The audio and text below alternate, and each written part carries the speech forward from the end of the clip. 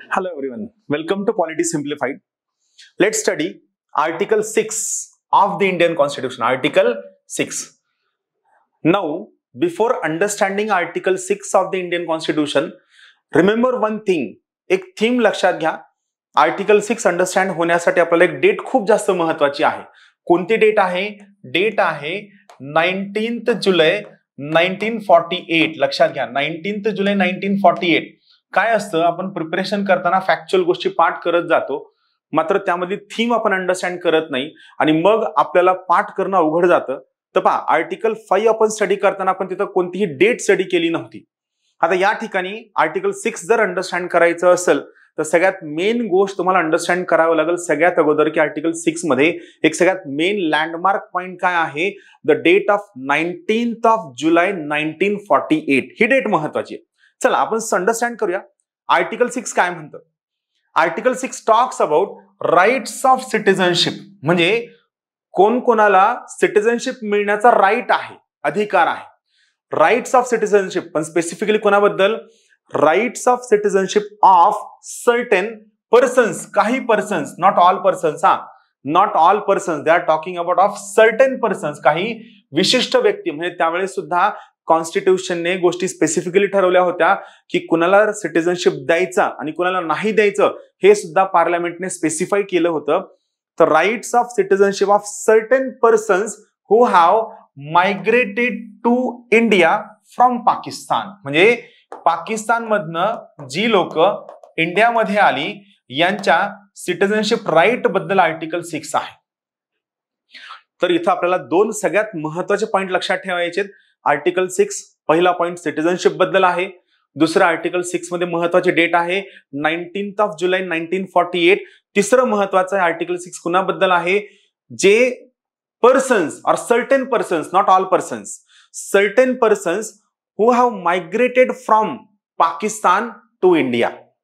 पार्टिशनच्या time period मध्ये जी लोक पाकिस्तानमधनं इंडियामध्ये ट्रान्सफर झालेत, मायग्रेट झालेत, त्यांच्याबद्दल आर्टिकल 6 हे स्पेसिफिकली बोलतं.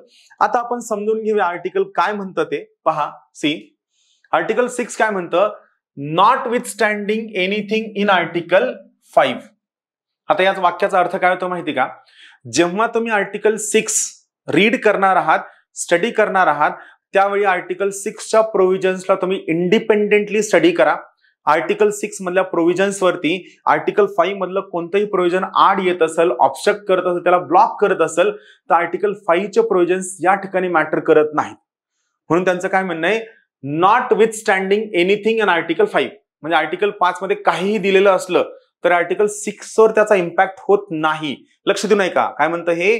आर्टिकल 5 मध्ये काहीही दिलेलं असलं तरी याचा इम्पॅक्ट आर्टिकल 6 वर होत नाही. So what it says, notwithstanding anything given in Article 5, a person, a व्यक्ती who has migrated to the territory of India from the territory now included in Pakistan. म्हणजे काय? पार्टिशन, कॉन्स्टिट्यूशन कमेंट झाल्यानंतर जो United India होता त्यातील काही territory पाकिस्तानमध्ये गेली, काही टेरिटरी इंडियामध्ये आली. तर कॉन्स्टिट्यूशन सुरू झाल्यानंतर पाकिस्तानमध्ये जी लोक होती, पाकिस्तानच्या टेरिटरीमध्ये जी लोक होती, ती जर इंडियामध्ये मायग्रेट झाली, they shall deemed to be a citizen of India at the commencement of the constitution if. काही कंडिशन्स आहेत. ह्या सगळ्यांचं काय म्हणणं आहे? आर्टिकल 6चं म्हणणं आहे की आर्टिकल 5 मध्ये काय दिलं याचा आर्टिकल 6 वर इम्पॅक्ट होत नाही. मग ज्या दिवशी कॉन्स्टिट्यूशनची सुरुवात होतीये त्या दिवशी जी लोक कॉन्स्टिट्यूशन ज्या इंडियाचं बनलंय त्या इंडियाच्या टेरिटरीमध्ये जी पाकिस्तानी टेरिटरी आहे, कोणती Pakistani territory?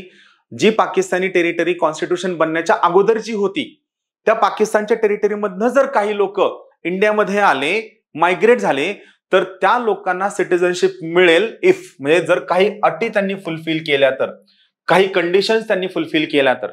What are those conditions? See, first thing, he म्हणजे तो व्यक्ती or either of his parents or any of his grandparents, कोणताही त्याचा ग्रँड पॅरेंट म्हणजे तो स्वतः किंवा त्याचे आई किंवा वडील किंवा त्याच्या ग्रँड पॅरेंट्स पैकी कोणीही, ग्रँड पॅरेंट्स पैकी कोणीही म्हणलं तर आईचे आई वडील, वडिलांचे आई वडील. त्यामुळं इथं एनी शब्द वापरलाय, आयदर शब्द वापरलेला नाहीये. लक्षात घ्या पॉलिटी हा अंडरस्टँडिंगचा पार्ट आहे, तो तुम्हाला खूप सोप्या पद्धतीने समजून घेऊन करायचा असतो. म्हणजे तो स्वतः व्यक्ती, त्याच्या आई वडील किंवा any of his grand parent, म्हणजे आईकडचे आई वडील, आईकडचे आजी आजोबा किंवा वडिलांकडचे आजी आजोबा, या 5 लोकांपैकी कुणीही वॉज बॉर्न इन इंडिया. पण कोणत्या इंडियामध्ये? ही लोक was born in India as defined in the government of India act 1935. म्हणजे तो व्यक्ती, त्याच्या आई किंवा वडील, त्याच्या आईकडचे आई वडील, वडिलांकडचे आजी आजोबा यांच्यापैकी कुणीही 1935च्या ऍक्ट मध्ये जो इंडिया होता, मी मला सांगा 1935ला पार्टिशन झालं होतं का नाही? त्यावेळेस इंडिया पाकिस्तान युनायटेड होते. तर 1935च्या ऍक्ट मध्ये जो इंडिया डिफाईन केला होता, मग तो पाकिस्तानच्या बाजूचा असो किंवा इंडियाच्या बाजूचा असो, या ठिकाणी याचा किंवा यांचा किंवा यांच्यापैकी कोणाही एकाचा जर जन्म झाला असेल तर this person will be citizen of India. Very interesting. म्हणजे या ठिकाणी इंडिया म्हणताना त्यांनी कोणता इंडिया म्हणलेला आहे? कॉन्स्टिट्यूशन सुरू झाले त्याच्यानंतरचा इंडिया म्हणलेला नाहीये. कोणता इंडिया म्हणलेला आहे? तर गव्हर्नमेंट ऑफ इंडिया ऍक्ट 1935च्या वेळेस जो इंडिया डिफाईन केला गेला होता, जो युनायटेड इंडिया होता, ज्यामध्ये इंडिया आणि पाकिस्तान दोन्ही होतं, त्यावेळेसच्या इंडियामध्ये ज्याचा जन्म झाला असेल that person shall deemed to be a citizen of India. ही पहिली कंडिशन झाली. किंवा दुसरी condition, in the case where such person has so migrated before, काय शब्द आहे? Before the 19th day of July of 1948. म्हणजे जर एखादा व्यक्ती 19 जुलै 1948च्या अगोदर जर भारतात मायग्रेट झाला असेल तर त्याचा जन्म झालाय की नाही, पॅरेंटचा जन्म झालाय की नाही, ग्रँड पॅरेंटचा जन्म झालाय की नाही, याच्याशी काही घेणं देणं नाहीये. युनायटेड इंडियामध्ये राहणारा एखादा व्यक्ती 19 जुलै 1948च्या अगोदर जर इंडियात मायग्रेट झाला असेल तर फक्त एवढंच नाहीये, आणि he has been ordinarily resident, म्हणजे तो काय करतोय की टेम्पररीली इंडियामध्ये राहतोय. आता टेम्पररीली का? असं होऊ शकतं की एखाद्या व्यक्तीचे पॅरेंट्स लाहोरमध्ये आहेत आणि त्याचे काही पॅरेंट्स समजा इमॅजिन करा अमृतसरमध्ये आहेत, बरोबर आहे, कारण त्यावेळेस युनायटेड होतं. तर तो कधी इकडे राहतोय कधी तिकडे राहतोय, पण तो परमनंटली अमृतसरच्या बाजूला राहतोय. Has been ordinarily resident in the territory of India since the date of his migration. म्हणजे पहा, आता इथं लक्षात घ्या, समजा एखादा व्यक्ती 19 जुलै 1948च्या अगोदर भारतात आलाय, 19 जुलै 1948च्या अगोदर इंडियामध्ये मायग्रेट झालाय. कोणता मायग्रेट झालेला इंडिया? जो कमेन्समेंट झाली कॉन्स्टिट्यूशनची त्या तारखेनंतरचा इंडिया.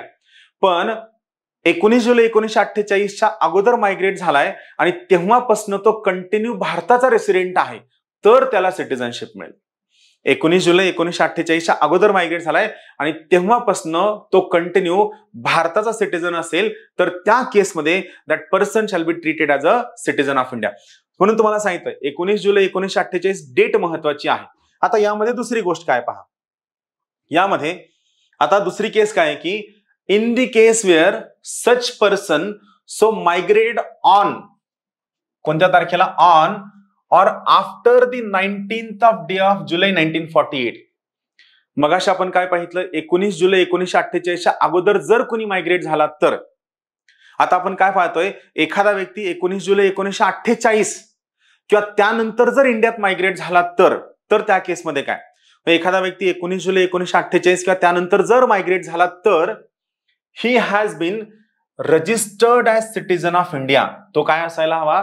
जर 19 जुलै 1948च्या नंतर जर मायग्रेट झाला तर तो इंडियामध्ये रजिस्टर्ड असायला हवा as a citizen by an officer appointed in that behalf by the government of dominion of India on an application made by him before, therefore to such officer before the commencement of this constitution the form and manner prescribed by the government. पहा, आता हे मी तुम्हाला थोडक्यात सांगतो. जो व्यक्ती 19 जुलै 1948 किंवा त्या तारखेनंतर जर भारतात मायग्रेट झाला तर त्याने काय करायला हवं? पहिली गोष्ट, त्याने स्वतःला रजिस्टर्ड करायला हवं. काय रजिस्टर्ड करायला हवं? सिटीजन ऑफ इंडिया म्हणून त्यानं स्वतःला रजिस्टर्ड करून घ्यायला हवं. कुणासमोर? जो एक ऑफिसर आहे, ज्याला कुणी अपॉइंट केलेला आहे? त्याला गव्हर्नमेंट ऑफ इंडियाने अपॉइंट केलेला आहे. पहा, तिसरी गोष्ट, कोणतं government? Government of dominion of India याने अपॉइंट केलेला आहे. या ठिकाणी त्यांनी ऍप्लिकेशन केलेली आहे, पण कोणत्या तारखेला त्यांना अप्लाय करायला हवं? आपलं कॉन्स्टिट्यूशन सुरू होण्याच्या अगोदर. म्हणजे पहा 4 गोष्टी. जो व्यक्ती 19 जुलै 1948 ला किंवा त्या तारखेनंतर मायग्रेट झालाय, तर पहिली गोष्ट त्याने स्वतःला रजिस्टर करून घ्यायला हवं. गव्हर्नमेंटने अपॉइंट केलेल्या ऑफिसर समोर रजिस्टर करून घ्यायला हवं. गव्हर्नमेंटने जो मॅनर आणि ऍप्लिकेशन सांगितलं त्या पद्धतीने रजिस्टर करून घ्यायला हवं. पण हे रजिस्ट्रेशन केव्हा करून घ्यायला हवं? आपलं कॉन्स्टिट्यूशन कमेन्समेंट होण्याच्या अगोदर. आपल्या कॉन्स्टिट्यूशनचं ऍप्लिकेशन केव्हा सुरू झालं? 26 जानेवारी 1950. बरोबर आहे. आपण कॉन्स्टिट्यूशन अडॉप्ट केव्हा केलं, ऍक्सेप्ट केव्हा केलं? 26 नोव्हेंबर 1949. आणि आपलं ऍप्लिकेशन केव्हा सुरू झालं? 26 जानेवारी 1950. तर या केसमध्ये 19 जुलै 1948 किंवा त्यानंतर त्याने रजिस्टर करायला हवं. पण कोणत्या तारखेनंतर रजिस्टर नाही केलं तर चालत नाही. 26 जानेवारी 1950 नंतर रजिस्ट्रेशन चालत नाही. Before the commencement of the constitution. या ठिकाणी हा जो पर्सन आहे पहा, provided that no person shall be so registered unless he has been resident in the territory of India for at least 6 months immediately preceding the date of his application. म्हणजे या ठिकाणी एखाद्या पर्सनला जर समजा अप्लाय करायचं असेल, कुठं या ठिकाणी अप्लाय करायचं असेल, तर तो ज्या दिवशी अप्लाय करतोय त्या तारखेपासून पुढचे 6 महिने त्याने इंडियामध्ये रेसिडेंट असायला हवं, तरच त्याला रजिस्ट्रेशन मिळेल, सिटिझनशिपचा राईट मिळेल. अदरवाईज सिटिझनशिपचा राईट मिळणार नाही. आता लक्ष द्या, 19 जुलै 1948 नंतर जर तो आला, पहिली गोष्ट त्यानं काय करायला हवं? रजिस्ट्रेशन करायला हवं. कुणाकडं? गव्हर्नमेंट ऑफ इंडियाच्या ऑफिसरकडं. पण कोणतं government of India? Dominion of government of इंडियाच्या ऑफिसरकडं, ज्याची अपॉइंटमेंट कुणी केली? गव्हर्नमेंटनं केलेली आहे. जे ऍप्लिकेशन आणि फॉर्मॅट कुणी सांगितलेलं आहे? गव्हर्नमेंटनं सांगितलेलं आहे. पण हे ऍप्लिकेशन करताना काय महत्वाचं आहे? हे ऍप्लिकेशन करताना हे ऍप्लिकेशन 26 जानेवारी 1950 नंतरचं नको, 26 जानेवारी 1950 अगोदरच असायला हवं. आणि हे ऍप्लिकेशन करताना जर समजा मी आज ऍप्लिकेशन केलं आणि मला सिटिझनशिप जर हवी असेल, तर मिनिमम ऍप्लिकेशन केल्यापासून तिथून पुढचे 6 महिने, कमीत कमी 6 महिने मी भारताचा ऑर्डिनरीली रेसिडेंट असायला हवं, तरच मला सिटिझनशिप मिळेल. अदरवाईज मला सिटिझनशिप मिळणार नाही. आलं लक्षात? इंटरेस्टिंग आहे. व्हिडिओ 2-3 वेळेस नक्की पहा, तुम्हाला खूप चांगल्या पद्धतीने कळेल. थँक्यू.